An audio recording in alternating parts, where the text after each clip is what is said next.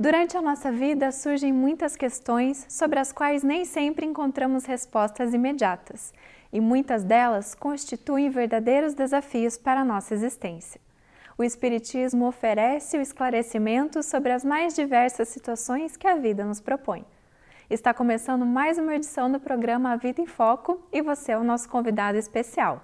Fique conosco e acompanhe a programação de hoje.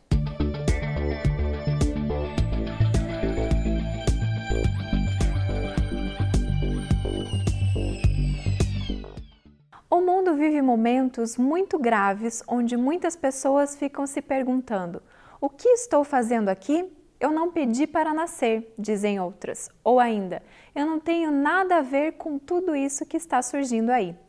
Nos perguntamos: será? Todas as velhas teorias, teologias e filosofias registraram ao seu tempo a ideia de pluralidade das existências, a chamada reencarnação. Então, o que significa a reencarnação?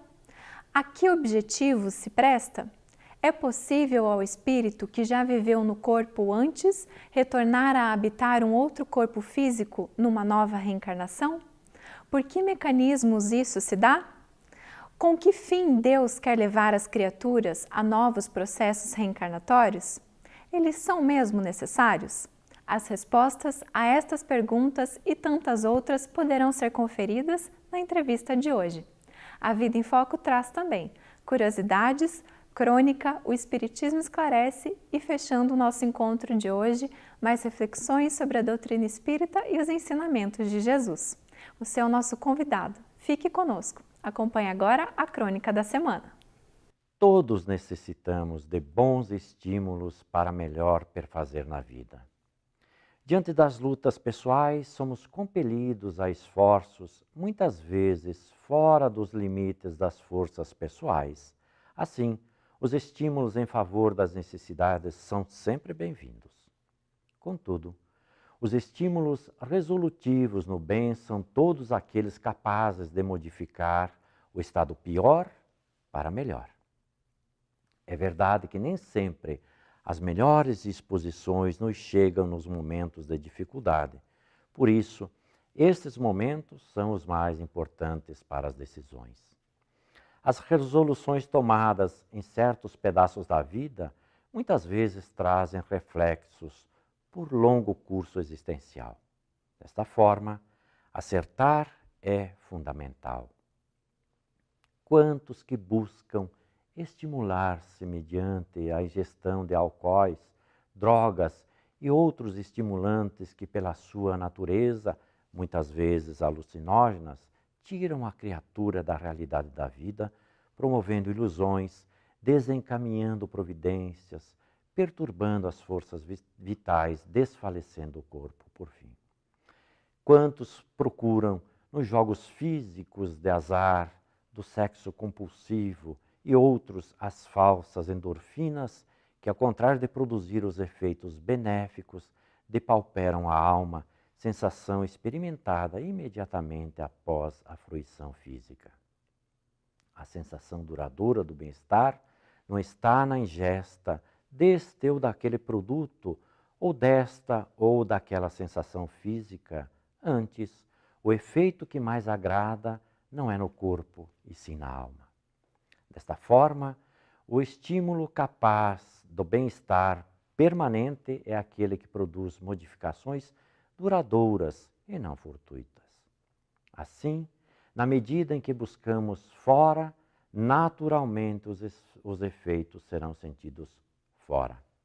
Quando o estímulo parte de dentro do ser, do imo da alma, os resultados recendem dentro, com efeito duplo também para fora. Jesus é o maior estimulador das almas. Os efeitos por ele provocados fizeram heróis do amor, campeões da caridade, atletas do bem e gigantes da humildade. Nunca entorpeceu a quem quer que seja. Ao contrário, soergueu mentes em desalinho, corpos definhados, almas combalidas.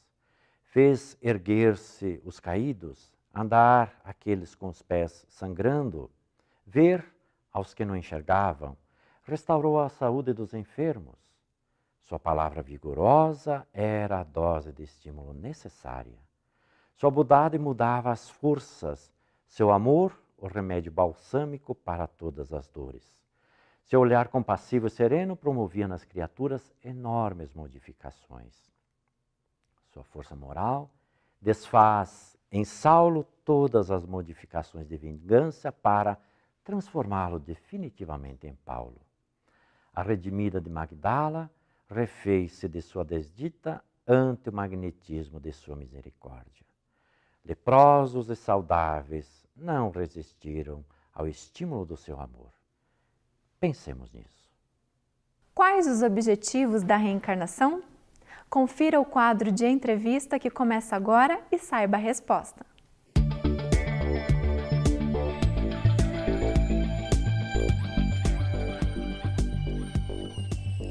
Olá, seja muito bem-vindo, seja muito bem-vinda. Começa agora o nosso bate-papo, a nossa entrevista, trazendo um tema que é um dos principais fundamentos do judaísmo, do budismo, por exemplo, e da doutrina espírita. É um dos pilares do espiritismo. Estamos falando da reencarnação. E conosco aqui hoje, Dineu de Paula, cujo currículo, se vocês tiverem curiosidade, podem acessar através do nosso site, avidaemfoco.com.br, no menuzinho da direita, sobre o programa. Ali você vai saber um pouquinho mais das atividades do Dineu, bem como de outros participantes e membros da nossa equipe de programa. Dineu, seja muito bem-vindo. Obrigado, Márcio. Dineu, estamos falando da reencarnação. Quais os objetivos da reencarnação? Márcio, reencarnação, como é sabido, é o processo pelo qual o espírito passa por diversas experiências na carne, incontáveis experiências na carne. E há um objetivo que é o primordial, que se liga a viabilizar o progresso. Então, o objetivo primordial da reencarnação é o aprimoramento. E esse aprimoramento, tanto é o aprimoramento do espírito, individualmente, que ele cresça em suas potencialidades, vença seus vícios, se torne sublime ao final do processo, como também o coloca, no dizer de Kardec, em condições de suportar a parte que lhe toca na obra da criação. Ou seja, ao tempo em que cresce, o espírito ele deve auxiliar o progresso do mundo em que ele vive, porque os homens são agentes da providência. E intrinsecamente ligado a isso, tem uma característica que é muito básica da reencarnação, que ela é um instrumento que viabiliza o funcionamento da justiça divina. Então, seria isso. Progresso individual, o progresso coletivo do próprio mundo, tudo permeado pela justiça de Deus atuando. Mas e qual a relação que existe entre reencarnação e justiça divina? Porque tem muita gente que reclama que a reencarnação é uma injustiça. Pois é, e qual que seria a opção, entende? Considerando que os homens são falhos, não é verdade? E até é interessante refletir a respeito disso, como a humanidade evolui. Então, fazendo um pequeno exemplo, digamos, um espírito que encarnou na Alemanha no período imediato, que estava adulto no período imediatamente anterior ao nazismo, e que foi influenciado por toda aquela ideologia, e de repente se permitiu algumas leviandades em decorrência daquele momento histórico, claro que por sua fraqueza. E outro que é adulto hoje e que lá existe toda uma cultura de rejeição a isso, entende? Então, realmente seria um juízo muito terrível que todos fossem julgados pela mesma medida, independentemente do momento histórico, das condições que viveram. Evidentemente, só Deus tem condições de fazer esse juízo. Mas, já no Antigo Testamento, há uma frase que diz que Deus não quer a morte do pecador, mas que ele viva e se arrependa. Então, Deus quer a evolução dos seus filhos. Só que essa evolução, já que Deus não se canse dá incontáveis oportunidades, essas oportunidades elas vão refletindo o aproveitamento que eu tive no passado. Então, mediante as reencarnações, eu vou colhendo os frutos das minhas ações felizes e também vou tendo a oportunidade de enfrentar as consequências das minhas ações infelizes. Eu vou assumindo a responsabilidade pelo que eu fiz. Então, por exemplo, digamos que eu abandonei um filho ele ressurge hoje no meu caminho. Eu desrespeitei uma mulher, ela pode ressurgir no meu caminho como uma filha. Um cônjuge que foi traído, hoje é um cônjuge desconfiado. Então, eu tenho a oportunidade de refazer. Então, eu estou colhendo os frutos do que eu vivi. Entendeu? Um processo de refazer caminhos e de consertar equívocos. Só que é preciso discernir, que está em Kardec de uma forma muito clara no Livro dos Espíritos, que as agruras da vida são provas ou são expiações. Expiações, em geral, têm a ver com o passado, com equívocos, com erros que é preciso refazer. E as provas, elas se destinam ao futuro. Então, nem tudo que eu vivo de dificuldade significa que eu me equivoquei no passado, que eu estou pagando uma conta. Posso simplesmente estar fazendo um aprendizado, porque senão se poderia fazer um juízo, entende? Quem é rico, bonito, tem vida boa, na verdade é um espírito melhor, o que não é o caso. Pode ser simplesmente alguém mais fraco que não tem condições de dar os testemunhos que uma pessoa mais forte dá. Então, muito mais do que fatores externos, do que as dificuldades ou facilidades da vida, a justiça de Deus, ela se revela nos recursos íntimos que eu amealhei ao longo do tempo. A dignidade, a paz, a lucidez mental, a harmonia íntima, a fortaleza moral. Então, são esses recursos com que a alma conta, para quer ela esteja numa posição de felicidade, de tranquilidade, de abastança, ou numa posição de lutas maiores. São os meus recursos íntimos ou as minhas dificuldades que são herança do que eu vivi no passado. Dineu, até quando a gente vai precisar reencarnar? É eternamente isso? Olha, eternamente, com certeza não é, né? Mas as encarnações são incontáveis, infinitas. Infinitas não, porque dá a impressão que não tem fim, mas o espírito precisa encarnar enquanto ele não completar todo o seu processo, ele não vencer todos os seus vícios, ele não adquirir todo o conhecimento que ele precisa. Então, é muito vasto, é preciso chegar à condição de espírito puro para deixar de reencarnar. E segundo se sabe, espírito puro que pisou na Terra não estava reencarnando, estava, na verdade, nascendo em missão. Só Jesus, o resto, todo mundo estava em processo de crescimento ainda. Tá certo, Dineu. Então, vai fazer um breve intervalo e você fique conosco porque nós temos mais perguntas a respeito do tema reencarnação. Aguarde um instante só. Vamos para um breve intervalo e logo voltaremos com a segunda parte da entrevista. Não saia daí!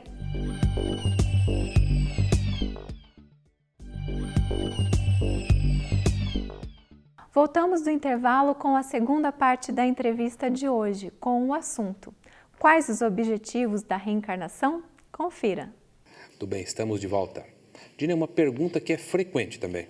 Aquelas pessoas que não compreendem por que a reencarnação é uma lei. É mesmo necessária a reencarnação para a gente evoluir? Para a gente crescer, progredir? É mesmo necessária. Não tem como escapar, Dineu? Não tem jeitinho? Não há outra alternativa, justamente porque é um desígnio divino, é uma lei de Deus, e Deus não erra. O que ele faz certo e sempre identifica o melhor meio, né? No Evangelho segundo o Espiritismo, tem uma informação de que Deus ele não se contenta com um rascunho. Ele quer a perfeição possível de sua obra, ou seja, ele quer que os seus filhos atinjam o máximo de seu potencial. E uma coisa é eu estudar a respeito de determinado assunto e outra coisa é eu colocar em prática.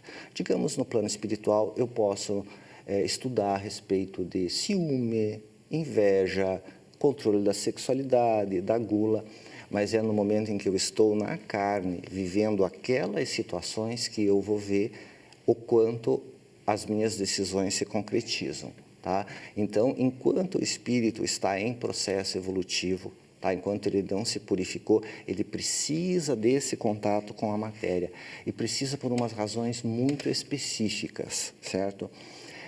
A respeito da evolução, como se está falando que a reencarnação é necessária para que o espírito evolua, certo? A evolução, segundo Kardec ensina, ela se processa em duas fontes: evolução intelectual e evolução moral. Evolução intelectual se refere ao raciocínio, a adquirir lucidez mental, a aprender a fazer juízo reto sobre as circunstâncias da vida. Veja, que é juízo reto, que às vezes as circunstâncias da vida são tortuosas, mas a evolução intelectual, ela deve viabilizar o juízo reto. E a evolução moral, ela se refere à adequação do sentimento e da conduta ao ideal do belo, do bem, da fraternidade, certo? Então, eu aprendo a discernir, aprendo a sentir e aprendo a agir, tá? E o mergulho em um corpo de carne, ele é extremamente precioso nesse processo de educação, porque esse contato com um corpo pesado, um corpo materializado num mundo como o nosso, ele traz necessidades e limitações que são mestres poderosos. Tá? Por exemplo, necessidades. Como eu estou num corpo muito materializado e ao mesmo tempo frágil, eu preciso comer, eu preciso me alimentar, eu preciso de medicamentos, eu preciso de roupas, eu preciso de uma série de coisas que eu preciso atender na minha vida de relação. Por conta disso, primeiro, eu preciso de emprego. Tá? Então, eu vou me preparar intelectualmente por longos anos, eu vou estudar, burilar a minha inteligência para adquirir aqueles conhecimentos. Tá? Porque é evidente que um espírito muito evoluído, que já chegou num nível muito superior, ele estuda pelo gosto de aprender. Mas isso não é a realidade para a imensa maioria dos espíritos em evolução. Então, a vida, ela me coloca em determinadas situações. Veja, eu estudo tanto para exercer uma profissão. Tenho desemprego, tenho a competição, aquilo é um poderoso incentivo, até pelas minhas necessidades materiais que eu quero conquistar, para que eu estude e me desenvolva. E também, para me manter atualizado, eu preciso estudar muito, estudar pelo resto da vida, estar sempre me aprimorando. Tá? E o trabalho. Tá? Como eu preciso manter um corpo, eu preciso pagar aluguel, eu preciso sustentar meus filhos, então eu me sujeito a trabalhar um determinado número de horas por semana, por dia. Com isso aí, eu aprendo a desenvolver obediência para com o chefe, tolerância para com os colegas de trabalho, com clientes difíceis, porque eu não posso jogar tudo para o alto, porque eu tenho o carnê da prestação para pagar, eu tenho filho que vai para o colégio, eu quero continuar comendo. Então, são necessidades que eu preciso atender. E esse atendimento por 30, 40, 50 anos dá uma burilada na moral que é muito grande, entende? Você aprende disciplina, continência, um monte de coisas. Tá? E segundo, essas são as necessidades, as limitações, porque o ato de encarnar, ele promove um abafamento das percepções do espírito, que no plano espiritual, a comunicação é pelo pensamento. Aqui eu não percebo o que o outro pensa. Então, eu tenho condições de conviver com o diferente e adquirir até tolerância. Imaginemos uma reunião de família, daqueles almoços grandes de Natal. O que seria na nossa realidade atual se todo mundo soubesse o que todo mundo pensa? Tá? Ou no ambiente de trabalho, o chefe sabe o que o subordinado pensa, todo mundo sabe. Ia ser muito difícil isso. Tá? Ao mesmo tempo, a dificuldade de comunicação. Se eu fico com raiva de você, eu não externo na hora. Eu posso burilar aquilo no meu mundo íntimo, me dá um tempo de processar. E esses são recursos extremamente preciosos para a educação do espírito. Então, nós estamos num processo de educação. Muito bem. Esse é o objetivo da reencarnação. Esse é o objetivo da reencarnação. Nesses minutos finais, esse minuto final, você consegue destacar uma relação entre a reencarnação e o progresso coletivo? Com certeza, porque os homens, eles são agentes da providência, né? E é um dito muito antigo que o cristão deve ser o sal da terra e a luz do mundo. E há uma questão no Livro dos Espíritos, questão 932, em que se indaga por que a influência dos maus sobrepuja dos bons. E ali se diz, porque os bons são audazes e intrigantes. Os maus são audazes e intrigantes e os bons são tímidos. Então surge a necessidade de se posicionar no mundo, de você aproveitar esse teu íntimo burilado e pela lei da sociedade você transformar o ambiente em que você está. O mundo precisa ser melhor porque nós estamos nele. Porque afinal de contas a misericórdia divina, ela se manifesta através dos homens, né? Deus não se materializa para atender a necessidade de quem sofre, de quem está em estado de penúria. E é esse o nosso papel, enquanto crescemos intimamente, que os nossos atos nos revelem enquanto pessoas modificadas. Muito bem, Dirão. Fica a nossa gratidão, novamente, por respostas tão precisas, tão objetivas, evocando os princípios mesmos da doutrina espírita para compreender esse tema que é fundamento de várias religiões no planeta. E a você que nos acompanhou, a nossa gratidão em nome de toda a equipe do programa, e permaneça conosco porque as atividades continuam, temos mais atrações pela frente. Você tem uma dúvida e quer que a respondamos? Envie por e-mail no endereço contato@vidaemfoco.com.br a sua pergunta. Acompanhe agora o quadro O Espiritismo Esclarece, pois esta poderá ser a resposta que você procura. Olá! Em O Espiritismo Esclarece de hoje, vamos falar a respeito da vestimenta na casa espírita. Muitas pessoas se perguntam se existe um traje adequado para ir a uma reunião da casa espírita, seja de palestra pública, trabalho voluntário ou reunião mediúnica. É necessário sempre usar branco na casa espírita? Há alguma ocasião ou atividade que exige uma roupa específica? Ao longo do tempo, vi muitos frequentadores das casas espíritas que demonstravam um certo constrangimento por estar vestindo uma roupa de cor preta ou escura quando iam tomar passe, se desculpando sistematicamente por isso. Tanto não é uma dúvida isolada que Divaldo Franco e Raul Teixeira se preocuparam em esclarecer sobre este assunto na obra Diretrizes de Segurança. Na 11ª parte do livro, relativa a usos e costumes, podemos ver no item 101 a seguinte pergunta: as cores das roupas que os médiums estejam usando interferem na qualidade do fenômeno mediúnico? Raul Teixeira responde da seguinte forma: em nada interferem as cores de uso externo do médium na qualidade dos fenômenos mediúnicos.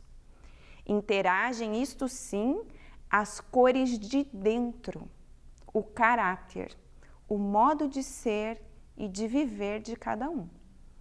Certa vez, vi numa instituição espírita no Rio de Janeiro um cartaz num mural de atividades de evangelização em que havia figuras de roupas a fim de se identificar quais seriam adequadas para frequentar os encontros de estudo, inclusive com figuras de roupas de banho indicadas como aquelas que não são adequadas.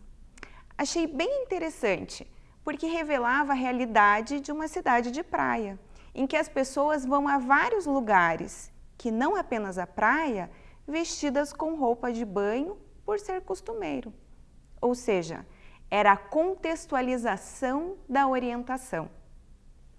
Desse modo, chegamos à conclusão de que não há restrições quanto à cor da roupa que se usa no centro espírita.